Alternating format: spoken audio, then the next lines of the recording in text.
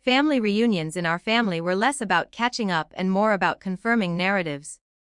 Who was successful? Who was struggling? Who had always been difficult? I learned early which column I lived in. The reunion that summer was held at my aunt's lake house. Long folding tables under a rented tent, sweating pitchers of lemonade, cousins I barely recognized chasing each other across the lawn. 40 relatives. Maybe more. My father stood near the grill like he owned the event. He liked being central. His new wife Marissa floated beside him in a linen dress the color of sand. Her daughter, Chloe, was home from an out-of-state university and glowing in the way people glow when they've only known one version of their own story. I arrived alone. No one asked why. I had expected a certain level of discomfort. I hadn't expected the microphone. My uncle had set one up for introductions. A light-hearted way to reintroduce partners, new babies, promotions. When it was my father's turn, he waved the mic like a prop. "Most of you know my real daughter," he said, pulling Chloe closer by the shoulder. "She's finishing pre-law.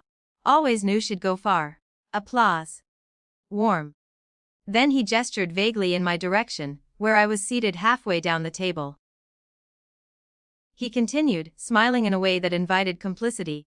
"Is the mistake from my first marriage. Laughter, not cruel laughter. Reflex laughter. The kind that fills space before people decide whether something was actually funny."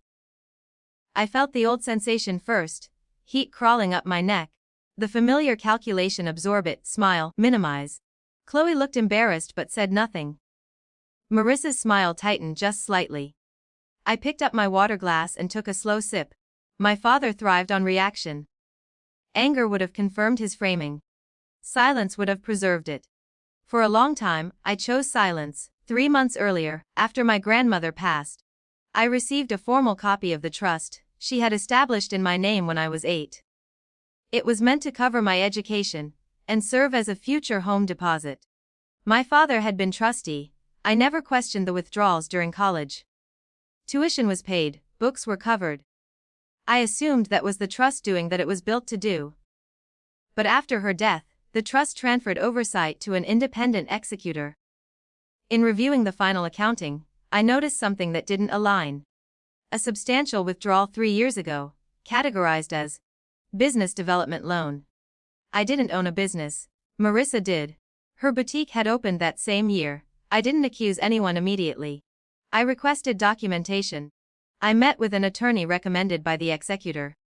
The language in the trust was clear. Funds were to be used exclusively for the direct educational or residential advancement of the beneficiary. A boutique expansion didn't qualify. My attorney contacted my father formally 2 weeks before the reunion. He hadn't responded yet. Back under the tent, I set my glass down. "Since we're introducing ourselves," I said calmly. The microphone was still in my father's hand. I didn't ask for it, I didn't need it. 40 people had already gone quiet. I pulled my phone from my bag and opened a bookmarked PDF. "My name is the beneficiary of Grandma's trust," I continued. "The one that funded part of Chloe's boutique expansion." Silence does not fall all at once, it thickens. My father's smile didn't disappear immediately. It faltered in stages. Marissa's face changed faster. She knew the document title when I turned the screen slightly outward. "The independent executor completed an audit last month," I said. "A repayment schedule is being drafted." I kept my voice level, no accusation. No raised volume, just information. My father let out a short, dismissive laugh. "You're going to air paperwork at a picnic." "I didn't," I replied. "You did." No one laughed this time. Chloe looked at her mother. Marissa looked at the ground. The authority wasn't me. It was the structure behind me. Legal language, oversight committees, signatures already filed. My attorney had advised patience. "Let the process speak," she said, so I did. "I'm not a mistake," I added quietly. "And I'm not an account you can reallocate."